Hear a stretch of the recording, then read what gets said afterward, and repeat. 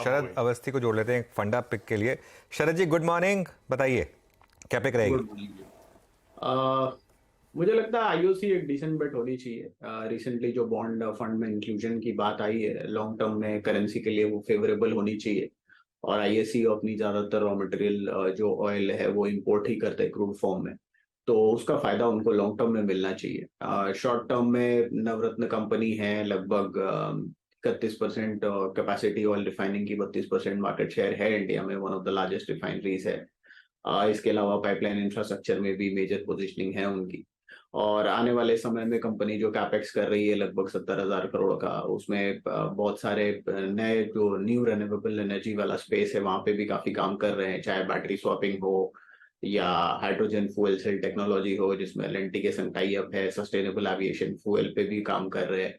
तो मुझे लगता है ये कंपनी आइडियली प्लेस्ड है एक सिनेरियो के लिए जहां तेल में जो प्राइसेस कम रहेंगे उसका भी फायदा होगा, इंपोर्ट में कॉस्ट कम होगा, करेंसी की टेलविंड्स रहेंगी। प्लस ये जो 3-4 वेंचर्स हैं, चाहे हाइड्रोजन हो, चाहे बैटरी स्वैपिंग हो, चाहे एनर्जी स्टोरेज हो, चाहे हाइब्रिड रिन्यूएबल एनर्जी प्रोजेक्ट्स हो एसजीवीएन के संग, इन सब चीजों पे कंपनी काफी खर्च कर रही है जिसका फायदा आने वाले समय में मिलना चाहिए। वैल्यूएशन के लिहाज से भी मुझे लगता है काफी डिसेंटली प्लेस्ड है। हमारा ये मानना है कि अगले 2-3 साल में 13-13.5 रुपए के आसपास की अर्निंग्स कंपनी आसानी से रिपोर्ट करेगी और 40-50% का पे आउट रेशियो रहता है, तो 6-7% की डिविडेंड यील्ड भी रहनी चाहिए। कंजर्वेटिवली भी ट्रेड करता है तो मुझे लगता है 9 से 10 का मल्टीपल आसानी से मिलना चाहिए, तो 130 रुपए के लक्ष्य के हिसाब से आईओसी। आईओसी है फंडामेंटल पिक, एक्यूमुलेट करने के मौके 110 के टारगेट्स, 130 के टारगेट्स अवस्थी साहब के। अच्छा, पैनल के सभी मेंबर्स को दिखाइएगा कि अवस्थी साहब और सिर्फ बहेती साहब चश्मा नहीं पहने हैं, या तो बचपन में आप दोनों ने ज्यादा पढ़ाई नहीं करी या कम टीवी देखा है, पता नहीं जो भी रीजन है। गावा सर, आपने क्या किया था बचपन में? मैं तो डफर था, डफर। थर्ड स्टैंडर्ड में रिपीट किया मैंने। एब्सोल्युटली, पढ़ाई तो मुझे पता ही नहीं क्या होता था, पढ़ाई का स्पेलिंग भी नहीं आता आजकल।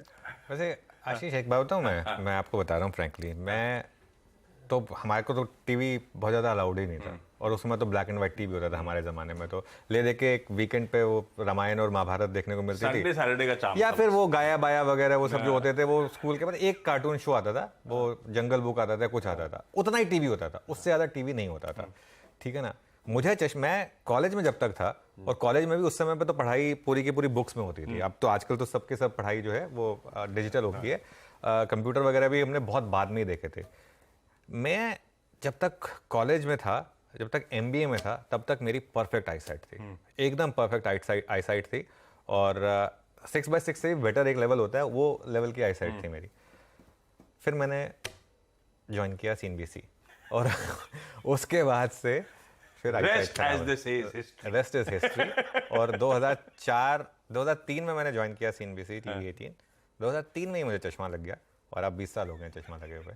लेकिन मतलब उसका कोई कनेक्शन बचपन से नहीं। आजकल खैर बच्चों को बहुत चश्मा लग रहा है, मेरी तो बेटी को ऑलरेडी चश्मा लग गया, वो बेचारी 9 साल की है, लेकिन उनको एक दिक्कत है, मायोपिया है कुछ। बता दें कि मनी कंट्रोल पर दिए गए विचार एक्सपर्ट्स के अपने निजी विचार होते हैं। वेबसाइट या मैनेजमेंट इसके लिए उत्तरदायी नहीं है। यूजर्स को मनी कंट्रोल की सलाह है कि कोई भी निवेश निर्णय लेने से पहले सर्टिफाइड एक्सपर्ट की सलाह लें।